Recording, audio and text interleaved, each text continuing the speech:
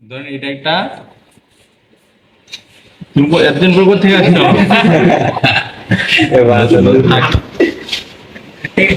বাড়িতে গেছিলাম বেড়াইতে। আমরা যখন ট্রান্সফরমার বা অন্যান্য যে কোনো সাপ্লাই হয়, সাপ্লাই হওয়ার আগে যেদিক দিয়ে লাইনটা যায়, যেদিক দিয়ে লাইনটা যায় সেদিকে কিন্তু আপনার নিচে যেখানে যেখান দিয়ে তারটা একটা অবস্থানে থাকবে বা একটা সাপ্লাইয়ের যে তামার পাত বা অন্যান্য পাত, যেটা ওই আমরা এখানে একটু দেখাই তোমাদেরকে বুঝাতে সহজ হবে। ওই যে প্লাস্টিক সেটাই ইনসুলেটর। আমরা যেরকম এটা দেখছিলাম প্লাস্টিক, ওই প্লাস্টিকটা দেখেছি ওইখানে বসানো আছে, আবার নাট দিয়ে লাগানো আছে। আমাদের মনে হইতে পারে মনে হয় ওই ইনসুলেটর ভিতরে নাট দিয়ে মনে হয় এটার সাথে লাগানো আছে, জিনিসটা এরকম না। জিনিসটা এরকম না, প্লাস্টিকের যতটুকু পর্যন্ত নাট গেছে তারপর বাকি অংশটা খালি আছে। তাহলে এটা হচ্ছে কি বাস বার নাকি এটা এটার আকারটা ছোট। আমরা যেমন ওইটাতে যাই তাহলে দেখা যাচ্ছে কি এইটা ছোট হইতে পারে, কিন্তু এটা রেজিস্ট্যান্স অবশ্যই বেশি। এটা প্লাস্টিকটা রেজিস্ট্যান্সটা কি অনেক বেশি। দেখা যাচ্ছে হয়তো ওইটা প্লাস্টিকটা যেটা এটা খারাপ মানে খারাপ টাইপ হতে পারে, দুর্বল হতে পারে, আর এটা আরেকটু ভালো হবে। দেখছেন মেমোরি কি একটা মেমোরি আছে একই সাইজের, এটা 8 GB আবার একটা 16 GB, আবার এটার মধ্যে 220 GB আছে, আছে 56 GB আছে বা 120 GB আছে, এরকম হয় না? এটা হচ্ছে ইনসুলেটর। ওইখানে যে আমরা হাত দিই সেক্ষেত্রে কি হবে না, প্লাস্টিকে তো ইয়ে হবে না, বাস এটা থেকে এটা সাপ্লাই আসতেছে না।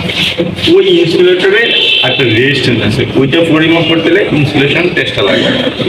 ইনসুলেশন ওই টেস্টটা দিয়ে এটা ঘুমের মানটা কত, মানে এখানে এটা থেকে কত ভোল্টেজ 380 ভোল্ট থেকে 440 ভোল্ট বা 440 উপরে যেতে পারে বা 500 ভোল্ট। তাহলে আমরা এটা যদি ইনসুলেশন রেজিস্ট্যান্সটা পরিমাপ করি তাহলে সর্বোচ্চ যদি 500 ভোল্ট হয় তাহলে 500 ভোল্টের রাইখা ওই ইনসুলেশন রেজিস্ট্যান্সটা পরিমাপ করতে হবে, এবং কি এইটার জন্য এটা কতটুকু রেজিস্ট্যান্স পেলে এখানে কারেন্ট আসবে না সেই রেজিস্ট্যান্সটা এখানে দিতে হবে। মানে এই জিনিসটা এত রেজিস্ট্যান্স দিতে হবে। এই ইনসুলেটরটা এটাকে বলে ইনসুলেটর, মানে এই ইনসুলেটরটার রেজিস্ট্যান্সটা এতটুকু হইতে হবে যতটুকু হইলে এটার মধ্যে সাপ্লাই আসবে না। সেই প্রত্যেকটা লাইন একটা খুঁটির উপর দিয়ে যখন লাইন যায় সরাসরি কিন্তু খুঁটির মধ্যে এই তারটা লাগানো থাকে না, একটা ইনসুলেটর থাকে, ওই ইনসুলেটর উপর দিয়ে লাইনটা যায়। ট্রান্সফরমার হোক জেনারেটর হোক সবগুলো ক্ষেত্রেই এই ধরনের ইনসুলেটর ব্যবহার করা।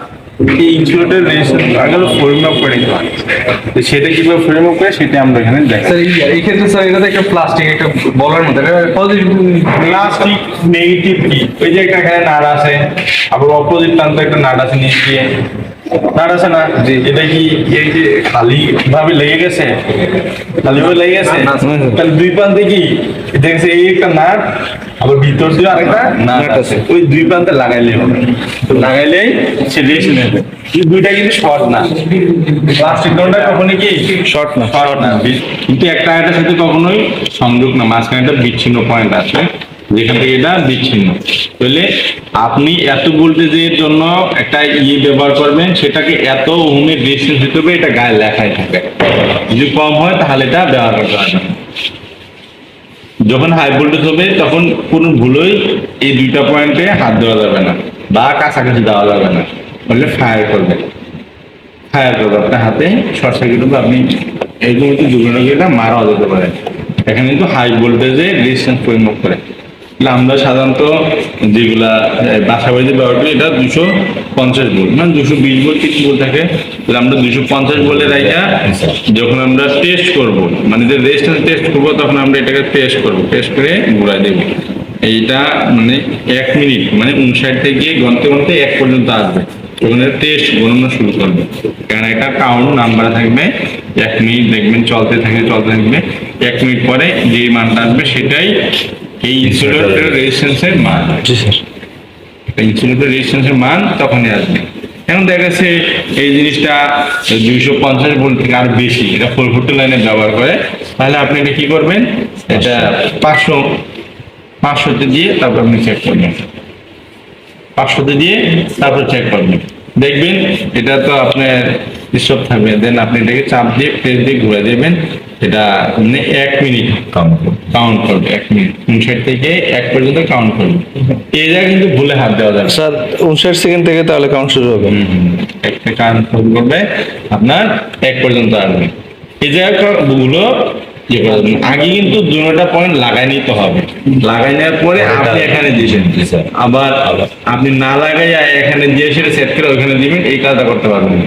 আগে এখানে লাগাবেন দুটোটা, পজিটিভ জায়গায় পজিটিভ, নেগেটিভ নেগেটিভ, নেগেটিভ কোথায় থাকে, যেই প্রান্তে গ্রাউন্ডের সাথে সংযোগ থাকে ওইটাই নেগেটিভ, আর উপরেটা, কারণ দেখা যাচ্ছে কি আমাদের যে আমরা ওইখানে দেখছি যে বাসবারের উপরের প্রান্তে, যেটা উপরের প্রান্ত ছিল ওইখানে একটু ফেজের সংযোগ হয়েছে, এই সংযোগ হয়েছে না, তাহলে এই প্রান্তে কি ছিল, খালি ছিল, তাহলে অবশ্যই এই প্রান্তে যেটা ছিল এই প্রান্তটা কোথাও না কোথাও গ্রাউন্ড করা আছে, গ্রাউন্ড মানে আর্থিং করা আছে।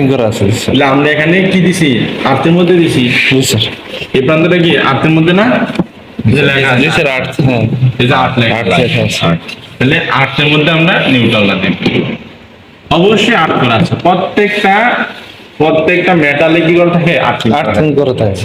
আমরা হয়তো করি না, বাসা বাড়িতে যে কাজ করি, কিন্তু অবশ্যই সেটা আর্থিং করা থাকে। আর লাইনটা যে পাশে লাইন আছে সে পাশে দিব, আবার এই পাশে লাইন কিন্তু সাপ্লাই থাকা যাবে না, এই পাশে লাইন কি Supply থাকা যাবে না। মানে এটা তো ইনসুলেটর, এটার কোনো পরিবাহী যাবেই না, আবার এটার উপর দিয়ে যেখানে থাকবে সেটা তো পরিবাহী হচ্ছে, কিন্তু এখানে সাপ্লাই থাকা যাবে না, সাপ্লাই থাকা অবস্থায় টেস্ট চেক করা যাবে না।